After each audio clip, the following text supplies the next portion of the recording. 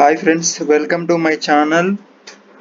JNTH సంబంధించిన object oriented programming through Java subject యొక్క important questions అయితే యూనిట్ వైజ్గా ఎక్స్ప్లెయిన్ చేస్తాను. ఈ ఇంపార్టెంట్ క్వశ్చన్స్ మీ ఫ్రెండ్స్కి, మీ కాలేజీలో ఉన్న ఫ్రెండ్స్కి అందరికి షేర్ చేయండి. మీ కాలేజీ గ్రూప్స్లో కూడా షేర్ చేయండి. అండ్ ఈ ఇంపార్టెంట్ క్వశ్చన్స్ యొక్క లింక్ అనేది నేను కింద డిస్క్రిప్షన్ బాక్స్లో ఇస్తాను. అండ్ అదేవిధంగా నా ఇన్స్టాగ్రామ్ లింక్ కూడా కింద డిస్క్రిప్షన్ బాక్స్లో ఇస్తాను.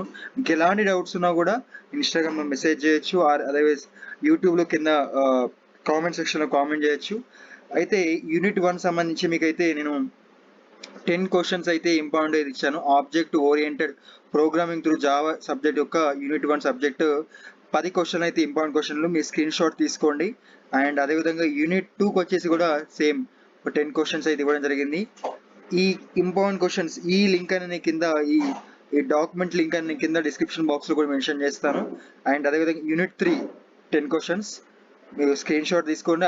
ఆర్ఎల్స్ ఇంకేదైనా క్వశ్చన్ కనుక అర్థం కాకపోతే కింద కామెంట్ సెక్షన్లో చెప్పండి. ఆ క్వశ్చన్ మీకు మళ్ళీ నేను చెప్తాను, అంటే టైప్ చేసి చెప్తాను. And unit 4 same 10 questions.